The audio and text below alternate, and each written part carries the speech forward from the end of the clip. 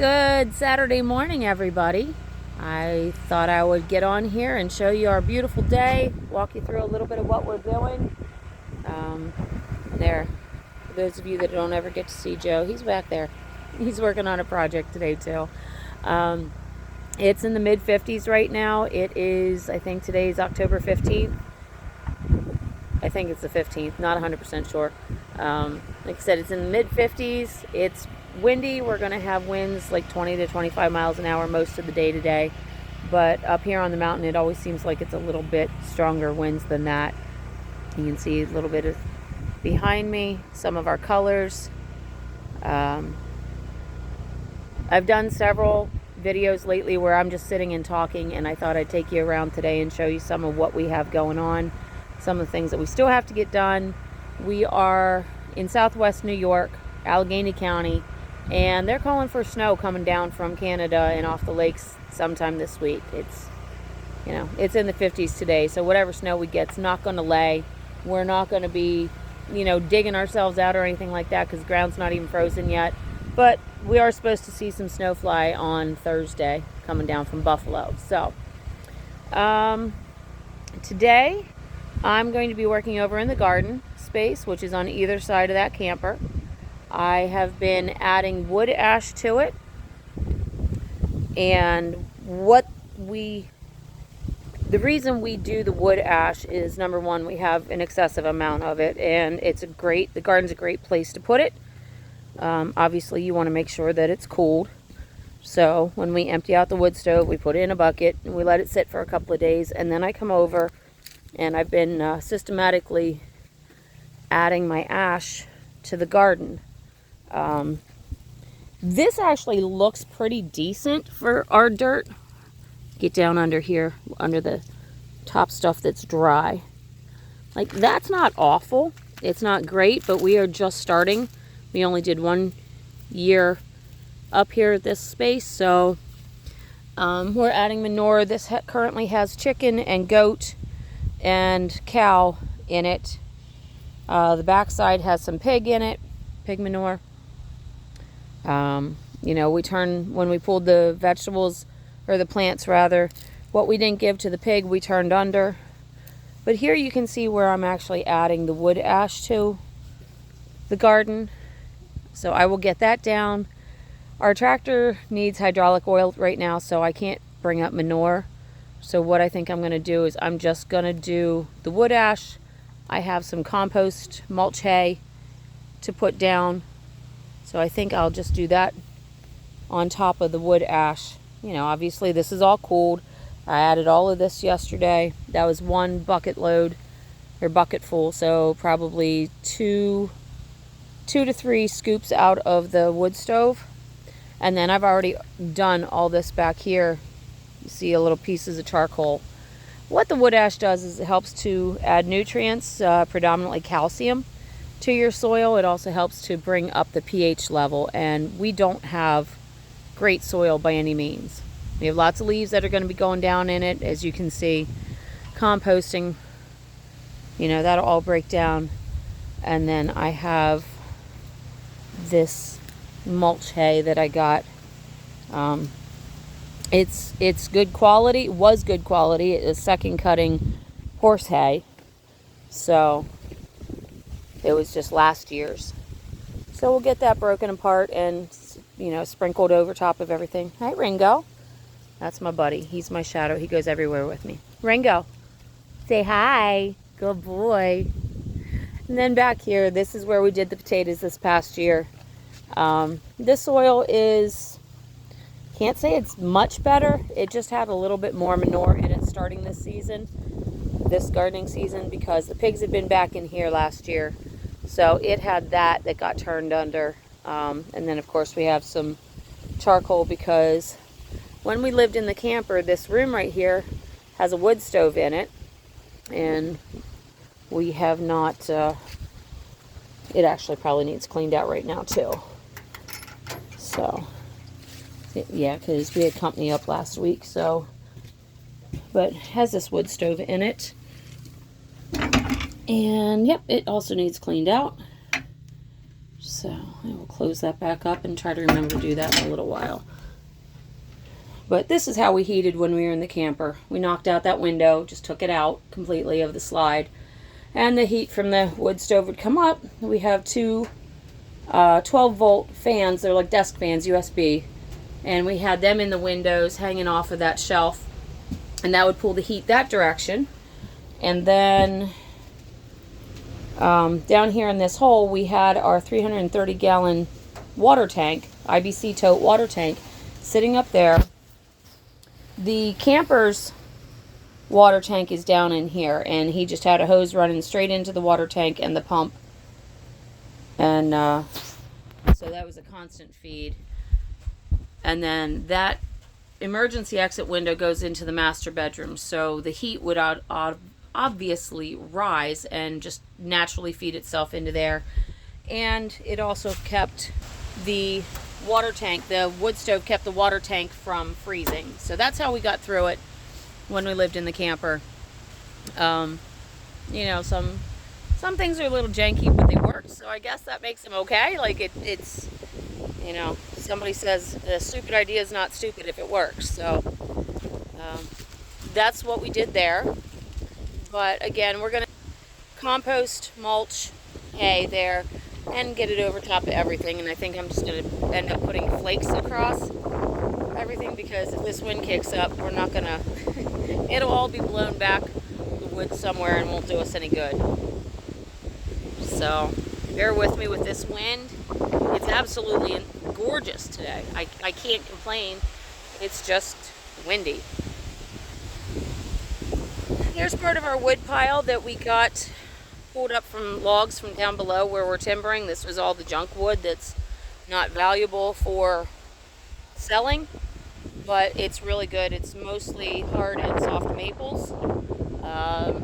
Might be some bass or ash, probably not, because those are actually higher dollar. So I am 5'1", and that is up, that pile's up to my shoulders. So that shows you how much we have. Our neighbor's borrowing our log splitter right now, so that's probably why, 100% truth, why we're not out here doing this today. But we've gone through, maybe, let's back this camera up a little bit. I don't know, we've probably gone through a quart of wood so far, maybe even a little bit more. This is our pallet shed. I've shown you guys before, but it's working really, really well. So we have the 10 by 20 canopy, and what we did was we put up the walls, and everywhere that there is, kind of hard to see, but everywhere that there is a corner post or a down post, we actually ran it down into the pallet. Oh, that's Joe. I was about to yell at a chicken or a goat, but it was my husband. I guess I can't yell at him. So normally, running it down through the pallet leaves it more structurally sound, helps to hold it down. And then we have this 55-gallon drum of concrete right in the middle, and the top of the canopy is ratcheted down so that when we get winds like this, the canopy doesn't just lift itself off. And then we just stack the wood around it, on it, whatever. This little window here, that's our pass-through window. So the log splitter is typically right on the other side. Person on the outside's running the log splitter. As they split the pieces, they throw them in here, and then we have one or two people in here stacking. And that actually works really well. It seems to be really efficient, so that's nice. And then we can gather up our sawdust, wood chips, and that's actually a little damp, so that may end up going down for some compost. We gather that, and I use that right over here in the little, I don't want to call it chicken coop, because this is really just a little pen. See, everybody's in here and happy. Say good morning, Willow. Hi. So this again is an IBC tote.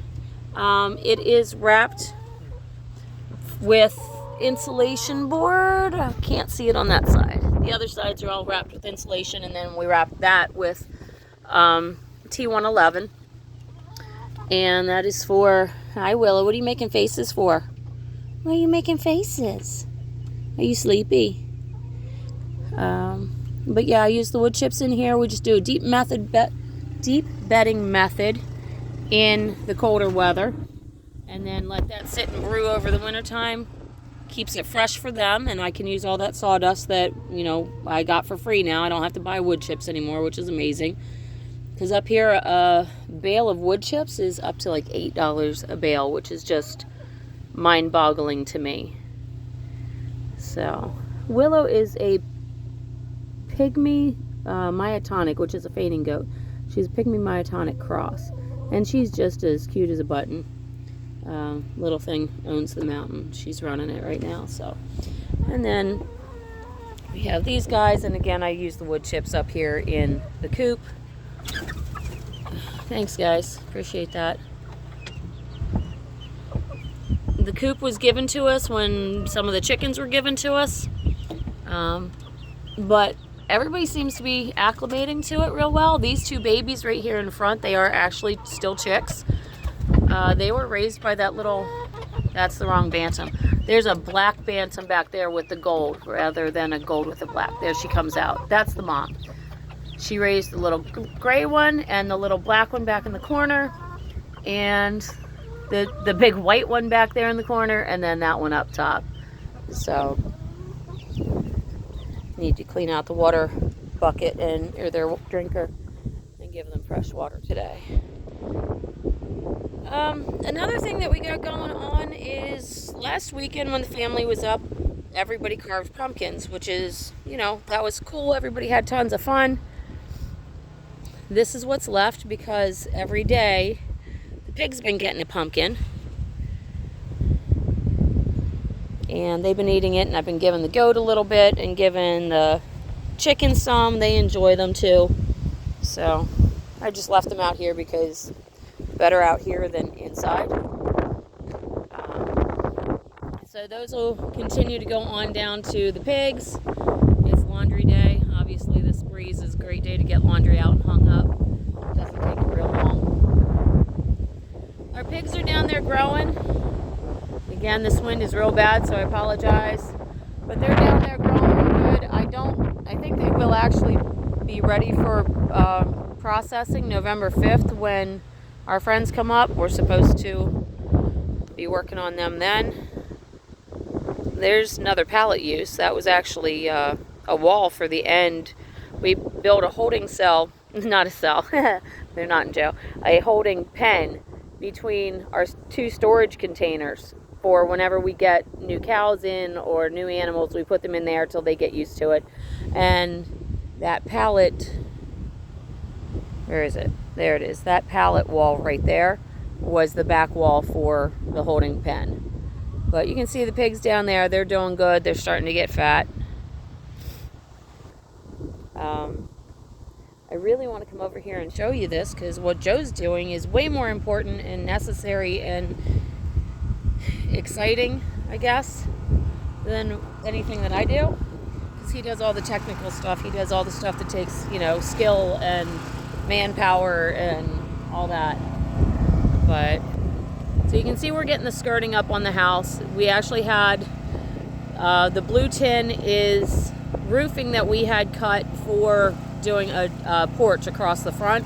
We're supposed to run a deck from that corner the whole way across the front. Well, then we changed our plans, and it's going to go from where it's at now out to the end and across the other end of the house, and that's the way it's going to be. So we have all this roofing, and while we still will need it for the deck's not a project that's going to get done right now.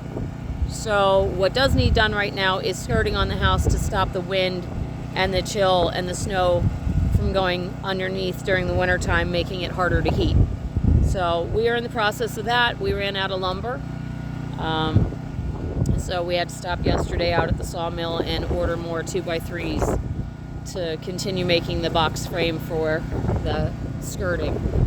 All this lumber over here is, I don't actually know what all of it is. I don't know what the 4x4s are from, but they may just be leftovers. But all of this under the tin is our trim boards. You can see I started to burn some of them. And that's the trim that we have up around the windows and across the bottom of the house.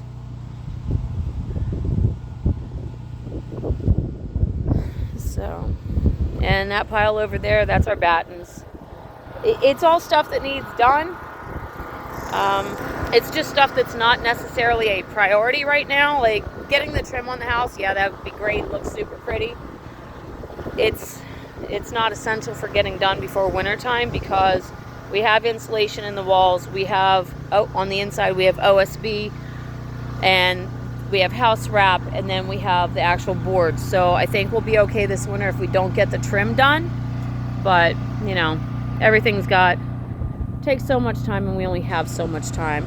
And quite honestly, Joe's only one person, and while Xavier and I try to help, we're not nearly as helpful as we'd like to be. So this is the little power shed. Bear with the generator because I don't know how else to show you this. And he's busy, so I'm not going to ask him to, well, that and I'm running another load of laundry, so we have to have the generator running. So on this power shed, it's approximately 5 by 10, I think. And then we kept the roof pitched, and we will do rain collection off of there. That'll be for watering the grass, or if we do flowers or anything like this. That's our septic tank over there. We're still working on all that stuff, so that's why it's not completely covered in. This, again, he used pallets for the back wall support, and then that minimized what we had to spend for the rest of the shed. And again, the roof was the leftover panels that we had. He poured the concrete in it, and in here, look who showed up. In here, he's going to put the generator and the battery bank, right? And the automatic transfer switch and the inverter and everything electrical. Why are you getting it out here? Out of the house. To get the fire out of the house? What fire? Electrical hazard, batteries exploding, okay. All that other fun stuff. I'd rather burn this down than burn the house down. That makes sense. So is that all that's going in there? Is the generator and the batteries and the inverter? Yes. Okay. And then that's the little pad that he's going to put the propane tank that is right there. We're going to move that up, get that filled, and put that here, and then run the propane lines down into the house. You can see where the generator is there right next to the ladder. That's actually at the utility room, which is right next to my bedroom, which is the window next to it. So every time that generator runs, at 4 o'clock in the morning when he wants to get up and the batteries are dead from sitting all night because we have crap batteries right now and they're not holding charges because they're old truck batteries, he has to go start the generator in the morning so that he can get a shower.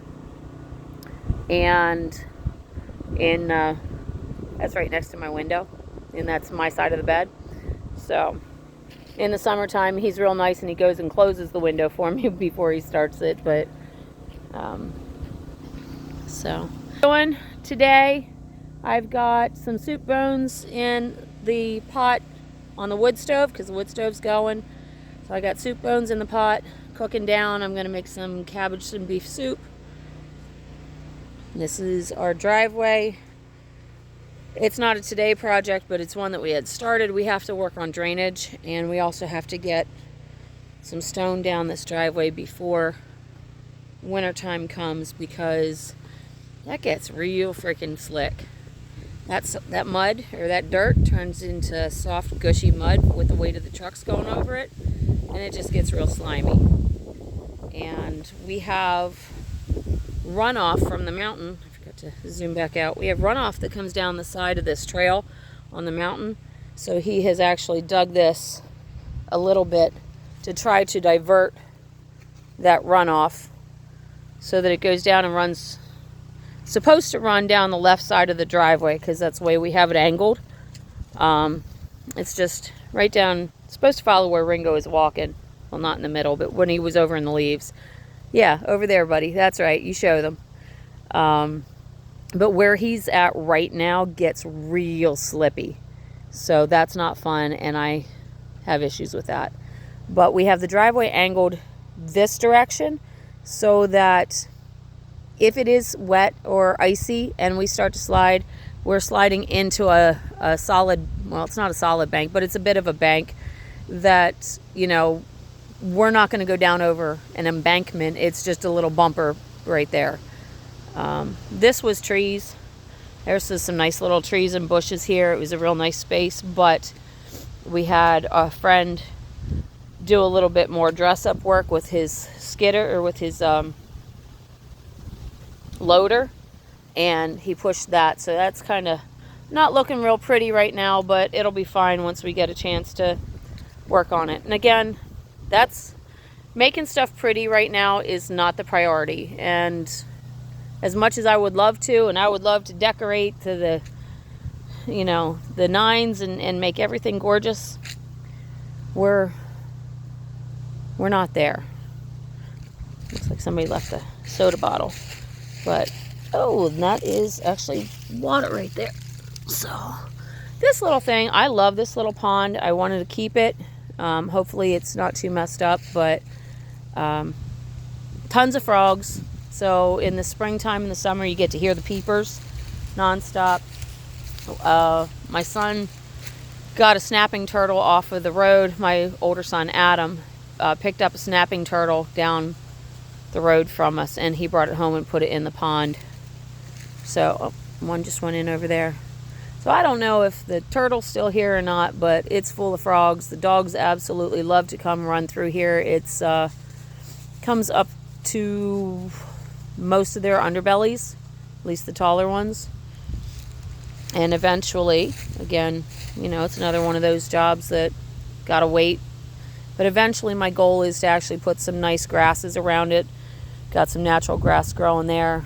And the flowers, I love the ferns that are up in.